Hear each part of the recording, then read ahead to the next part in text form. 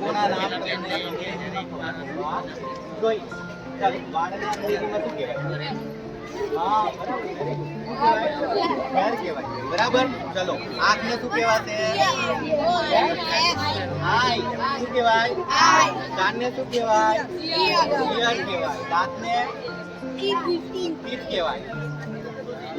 Nose એ બોટા ચાલો કહેવાય. ઉપર કહેવાય કે હેન્ડ કહેવાય? હેન્ડ કહેવાય ને બરાબર. પછી આ શું છે? આપણા લેગ કરીએ. શું કરવાનું?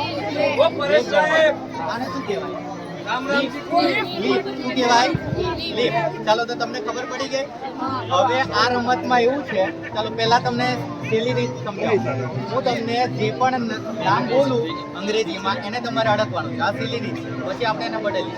ચાલો સૌથી પહેલા આઈ.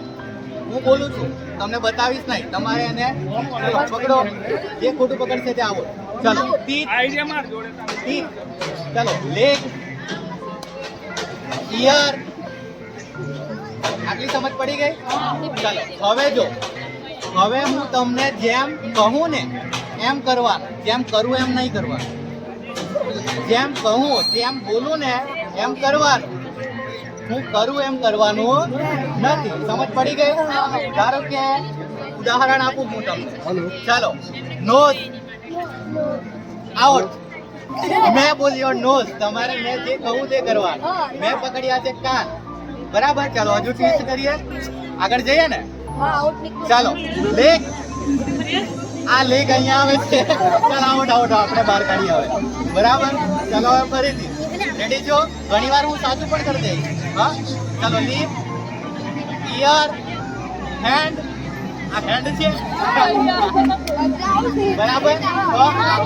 આનાથી તમારું શું થાય કે તમારી જે યાદશક્તિ બરાબર શરીરના અંગોને લગતી એ તમારે મારું સાંભળવાનું.